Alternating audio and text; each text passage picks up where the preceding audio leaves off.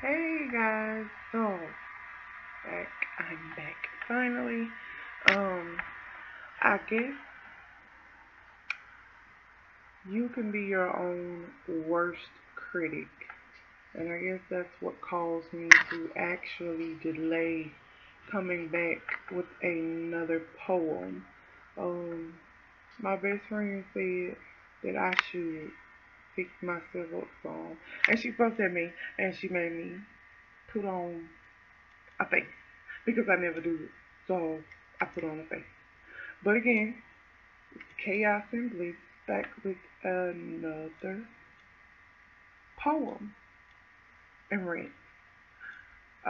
In life, you tend to be severely hypercritical of yourself, and you tend to set your standards extremely high, like a lot of times too high. And with that being said, you can be your own worst critic. You can damage your chances a lot of times and hinder yourself from being probably great just by your own fears and insecurities. So this is me, I guess, trying to see if I can overcome my own insecurities. I guess. So this poem that I wrote is actually very near and dear to me. It was initially written, well, half of it was written like when I was in the 11th grade, but I finally finished it probably like 2 weeks ago. So it's very near and dear. It's about the struggles that you typically see or you typically go through if you're a plus size girl. Um, and many of you may have a plus size friend that grew up in school and had those same struggles. So I wrote a poem about it, and I hope you all enjoy.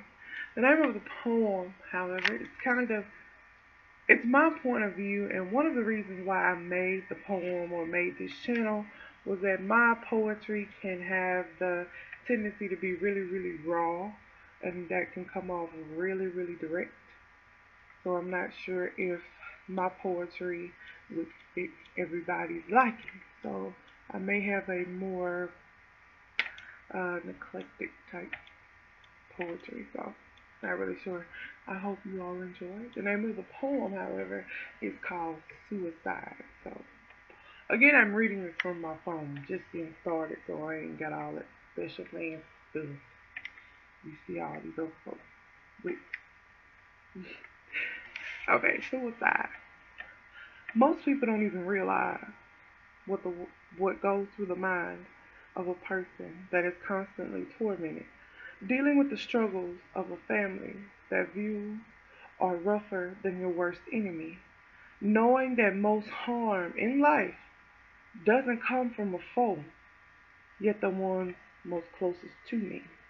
School was just as brutal, with the insecurities of unsure humans searching for themselves in one another. Very few bonds remain as true sisters and brothers, roaming day to day in a tormented land, desperate to find the next victim of burden. It seems we all love controversy. Nobody remembers that we were taught sharing is caring at a young age, growing up fast, racing to turn that next page, speeding through life, going nowhere fast. Waking up daily, not knowing if it'll be our last. It seems we would much rather push division. Shit, destruction is the main characteristic of a lot of so called Christians. If you add up what I just said before, you're looking at a product that grew up crying on the floor. Why is it that those that seem to care seem to have a larger burden to bear, while those out here living free, like the army, are out here being all that they can be? Shit. You never know what impact you may have on a person's life. But my friend Shamika Smith saved me from suicide. And like I said, that poem was initially wrote my 11th grade year. My friend, she was pivotal. I'm sorry, is pivotal in my life in regards to keeping me, um, I guess, afloat emotionally. Because a lot of times in life, you tend to hear a whole lot of negative comments or criticism. It's refreshing to hear something positive sometimes. And I think we tend to push negative things or look at life more negatively than we should, instead of telling someone something uplifting. One thing I did learn, or I am learning from my son, who is 5, he has hydrocephalus, cerebral palsy, epilepsy, and a litany of other issues that I spoke about in the last video. Regardless of everything that that child goes through, like regardless of the fact that he can't walk, he can't really feed himself, he's still in diapers at 5. The thing that blows me about him is that he is the happiest person you would ever want to meet. Like, he would still walk around and ask everybody, "How are you doing today? Well, you're so pretty today." Because he pushes positive comments, positive vibes.